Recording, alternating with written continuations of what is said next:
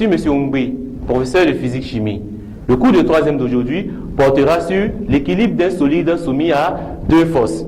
Il s'agit ici de connaître la condition d'équilibre d'un solide soumis à deux forces. Prenons l'exemple de deux groupes d'enfants qui, en jouant, tirent chacun sur une corde. Si à un moment du jeu, la corde est immobile, alors la corde est en équilibre. L'équilibre ici est traduit par le fait que les deux forces exercées par chaque groupe d'enfants ont la même intensité, c'est-à-dire la même valeur.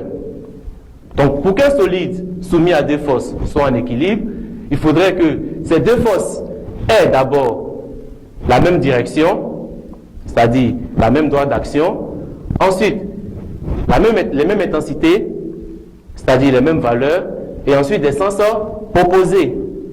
La traduction mathématique, si on note F1 et F2, les deux forces soumises à ce solide, alors on aura vecteur F1 plus vecteur F2 qui serait égal à vecteur nul.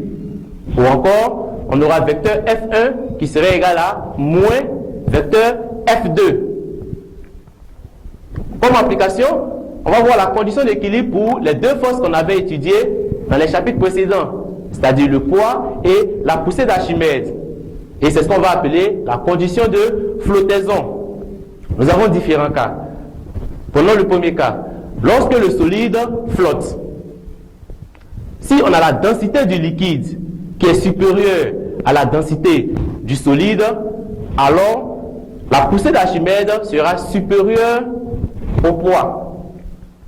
Si la densité du liquide est égale à la densité du solide, alors la poussée d'Archimède sera égale au poids.